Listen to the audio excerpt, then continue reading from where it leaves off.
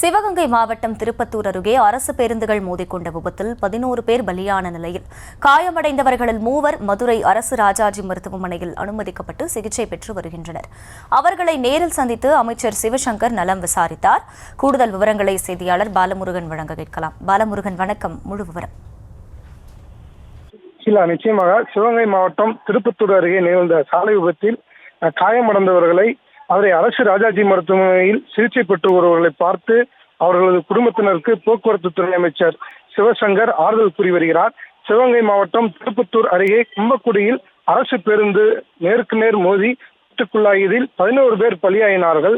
43 பேர் காயமடைந்து மதுரை, சிவகங்கை, திருப்பத்தூர் உள்ளிட்ட மருத்துவமனையில் சிகிச்சை பெற்று வருகிறார்கள்.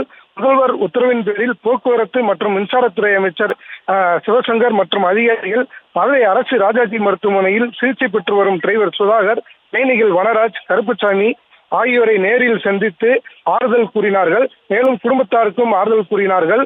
அதே போல் தனியார் மருத்துவமனையில் 2 பேர் சிகிச்சை பெற்று வருகிறார்கள். அவர்களையும் நேரடியாக சென்று ஆறுதல் கூறி குடும்பத்திற்கும் ஆறுதல் கூறினார்கள். அதாவது காரைக்குடி மருத்துவமனை, திருப்பத்தூர் அரசு மருத்துவமனையில் சிகிச்சை பெற்றவர்களை நேரில் சென்று ஆறுதல் தெரிவித்தார்கள்.